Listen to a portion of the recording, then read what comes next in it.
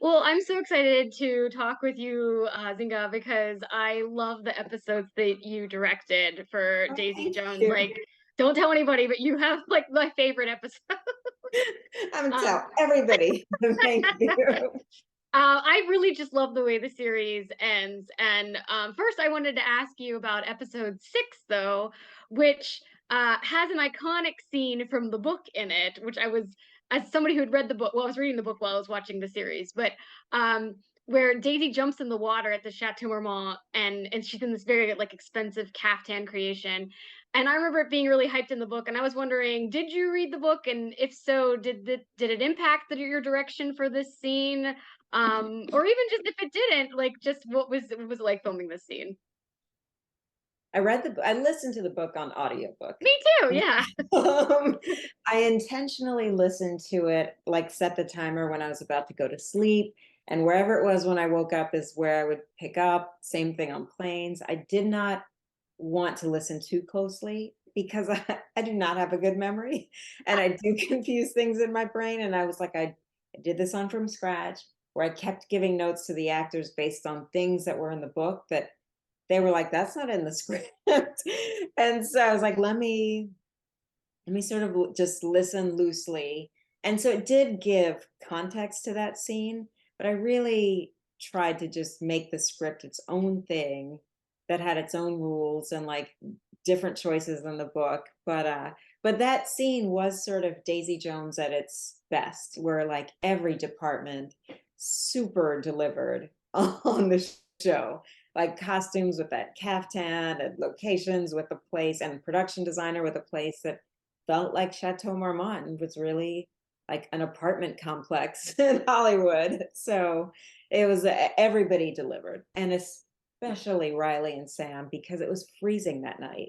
And Oh that my pool that was supposed gosh. to be heated was not heated. I mean, we had on parkas at Village, and she's like in an unheated, and the background, like they were out there in like those outfits and freezing, freezing, freezing, freezing. Like her teeth were shattering. Like Oh my gosh.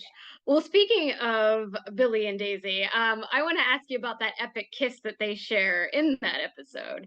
How many different versions of that kiss did you have? it took us 3 takes. Really? And I felt like by take two, we were close. Take one really was just like in real life, Sam and Riley have such a sort of brother sister relationship that like I would just have to remind them of that. Like, let's go again. You're not brother and sister. You're madly in love with each other. And they're like, oh, right. Like, because they did have such an ease and comfort, which sometimes takes away from the like sexual tension. I was like, you're nothing about this is easy. Like, it just, you're compelled to do this thing that's actually really hard. And so, and they got there. So it took a few takes, but by take three, I was like, we got it. Oh, that's great. I wanted to ask you about how the interviews are shot for the show because I was wondering if you had different directors for each interview, or did somebody do all the interviews at once, like the ones of what Billy's daughter is shooting. I was thinking about how piecing that together. How did the directors work collaboratively with the interviews? I guess. Um, I actually directed all of them. Oh, Will did some for his episode because he was there that day, but because we did most of the interviews when we were in New Orleans and James wasn't there for that block, like I ended up just doing them and like checking in with him, like, is there anything you want to let me know? And that I make sure, but Scott was also present when I did Block One's interview, so he could say, oh, there was this thing that we did, or we want to highlight this moment, and could give context sometimes. But no, it was easy. It was just I just did them all. wow, yeah, that was something that came up when I was watching. I'm like, I wonder how they did this because that's really interesting. Yeah, most Um, just because of location, just because. yeah, that makes perfect sense. I was so impressed with the concert scenes in this film. In this film, in this it feels like a film Thank you. in this series. That was the goal. They were seem so authentic. How did you create that, like such authenticity? Like, what did you do as a director? Well, I come from music videos, so I worked with musicians for years before I started directing narrative. And so there are certain things I would look for just in the performance of the actors, not so much in the like singing and playing of instruments. The pandemic gave us a lot more time to to prepare them as musicians, and they knew how to do it by that point. They knew how to perform. It just was still making sure you stay in the body language of a musician, and certain things that I realize about musicians were it often feels when I would direct music videos that I was auditioning for them. Now I worked with people like Jay-Z where you are auditioning for him. And so, but like there is an energy that they have and sort of a quiet power of like, what are you gonna do for me? That's a little bit different from actors who are used to themselves auditioning. And you know what I mean? So I was always checking to make sure that swagger was present as musicians without even telling them that, like just giving them a note that would get them to a place of like swagger. Um, and also just remembering that like things feel real when the acting is good, and like never get so into the playing of the instruments that you forget we're telling a story. Like don't step out of the dynamic of like you are singing but you are also punishing him, and you are singing but you are also seducing her. Like that there's always something to play, and if the audience is keyed into that, they don't notice anything else that's happening. They want to know what's happening between these two human beings. So it was just working with actors like more than anything else. I have another question about that in a bit, but first I wanted to ask you. There's a scene in episode 9, the opening of episode 9, with Stevie Nicks playing and Daisy waking up, and it's pretty intense because she kicks out her husband. And as I love how when Daisy rejects the guys are like trying to console her in the moment, and she kind of just goes like this, and then Karen comes and consoles her. And I love that little moment. I was wondering, was that in the script, or it was just a great little moment that I noticed. It was in the script. The Karen stuff was in the script. For the moment where the guys try to console her, the note that I gave them was that I gave Riley was actually a basketball reference because it was a slightly different moment, and then we jumped in and worked the scene, and I gave her the note about a Knicks game many years ago. They were in the playoffs, and like they were down three, and Larry Johnson hit a 3-point shot and everyone grouped in around him, and he was like, not yet. I still have to get one more point. I still have to make this free throw. And like just his like, not yet, like I don't want anyone to touch me right now. I gave her the note and she just got it and was like, I got it. Like, and ran. Like she's too vulnerable. She can't be touched yet. Like she still has to let him get out the building before anyone can touch her. And so Yeah. she ran with it. But yeah, it was loosely scripted, but the like what happened under the subtext for me was a moment like that. I love that because there's so much like female intuition within this series. I feel like more so in the series than the book. And that was like a little moment. Like even I think there's another moment where like Camille and Karen, Camille knows exactly that something's wrong with Karen, like immediately. And then I get chills when Daisy and Simone sing the river in the last episode. And I wanted to ask you, what does this mean for them that like it means so much to us, and what did it mean to you as a director, like their friendship and the trajectory for them as artists? What I like about the friendship with Simone, that Scott gave her Simone a real storyline and Yeah, wasn't sort of like the black best friend with no goals or dreams of her own. right.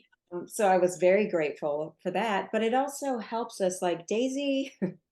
Daisy is a mess, and Daisy does things that could be very unsympathetic and unlikable if not for somebody that we like loving her, if that makes sense. Like she is in love with somebody else's husband, and she is like she's a mess.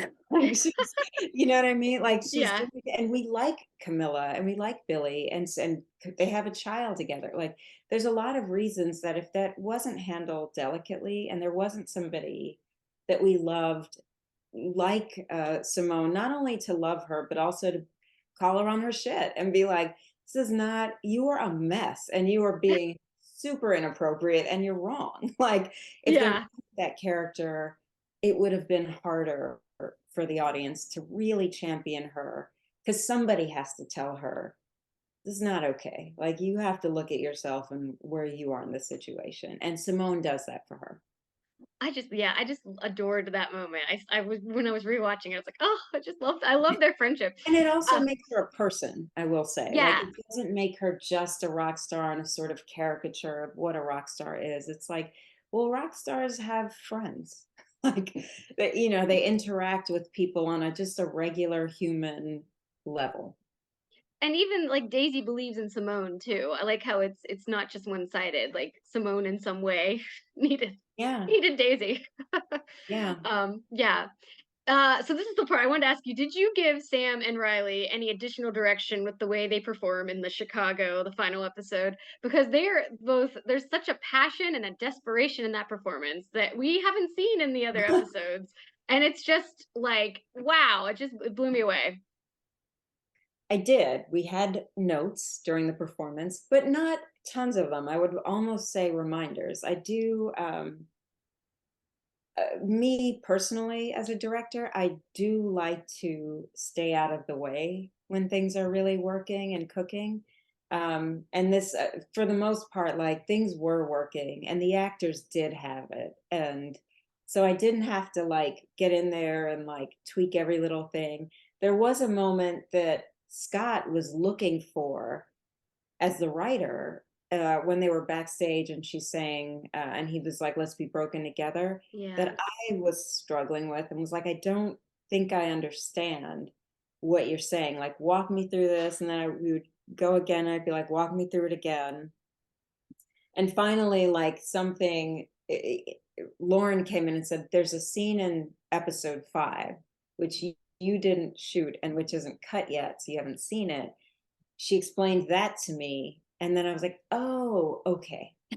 Now I think I understand, and I think I can deliver this note to the actors." And whatever happened, like, Scott finally was like, "Okay, we got it." So, but it felt like I was a little bit working in the dark, because and until Lauren realized, "I know what's happening. He's thinking of this scene, but Nzinga hasn't read that script and has or read it months ago and hasn't seen it." So that was the disconnect, and eventually we got there.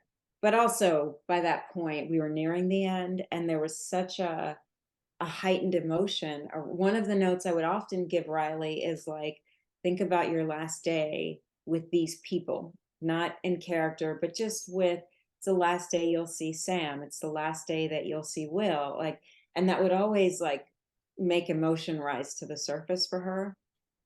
So they were in that place where it was coming to the end. So everything really was, they used it. Everything was really happening with the actors.